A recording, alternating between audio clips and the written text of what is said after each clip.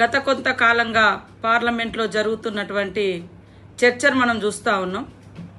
ఈ దేశంలో ఒకే వ్యాపారవేత్త ఉండాలి, అది ఆదాని ఉండాలి.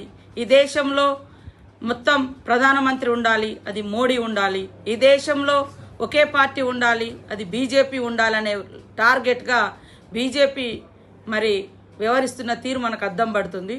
మా పార్టీ తరఫున ఎల్ఓపి లీడరు రాహుల్ గాంధీ గారు ప్రతినిత్యం ప్రజల కోసం, అట్టడుగు వర్గాల సంక్షేమం కోసం, ఈ దేశ భవిష్యత్తు, ఈ దేశ హక్కులు, ఈ దేశ అస్తిత్వం, దేశ ప్రతి ఒక్క పౌరుని యొక్క మరి డెమోక్రసీ ఇవన్నీ కూడా రాజ్యాంగంలో ఉన్నాయి. ఇది కాపాడుకోవాలి అని అంబేద్కర్ గారిని పదే పదే గుర్తు చేస్తూ, అంబేద్కర్ రచించిన రాజ్యాంగం దాన్ని పార్లమెంట్లో ప్రవేశపెట్టి ఆనాడు నెహ్రూ గారు చట్టబద్ధత కల్పించి ఈ భారతదేశాన్ని ప్రపంచంలోనే అత్యున్నతమైనటువంటి డెమోక్రటిక్ స్టేట్గా, అదేవిధంగా బ్యూటీ ఆఫ్ గ్రేట్ కాన్స్టిట్యూషన్ ఉన్నటువంటి దేశంగా ఇవాళ ఉనికిలోకి తీసుకొస్తే సహించలేక మనుధర్మ శాస్త్రాన్ని పాటించే బీజేపీ పార్టీ ఇవాళ మనుధర్మ శాస్త్రం అంటే మరి అట్టడుగు వర్గాలకు చదువు దూరం చేయబడ్డది, అంటరానితనం తీసుకురాబడ్డది, మహిళలను అణచివేసినటువంటి సంస్కృతి, వర్ణ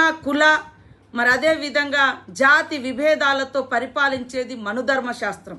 సమానత్వం, ఆడ మగ సమానులే, బీద బిక్కి అందరు సమానులే, అసమానతకు గురవుతున్నటువంటి అట్టడుగు వర్గాలకు, కులాలకు మరి అత్యధిక ప్రాధాన్యతనిచ్చి ఈ సమాజంలో అంతరాలు లేనటువంటి మరి ప్రోగ్రెస్ని తీసుకురావడం కోసం భారత రాజ్యాంగాన్ని రచించినటువంటి మహనీయుణ్ణి తలుస్తే ఇవాళ అమిత్ షా గారి యొక్క అహంకారము మరి పడగ విప్పి బుసగొట్టింది.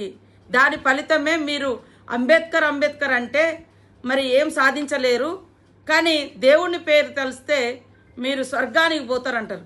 అది కూడా మీరు చెప్పే దేవుణ్ణే తలవాలి, మాకంటూ వేరే దేవుళ్ళు లేవు.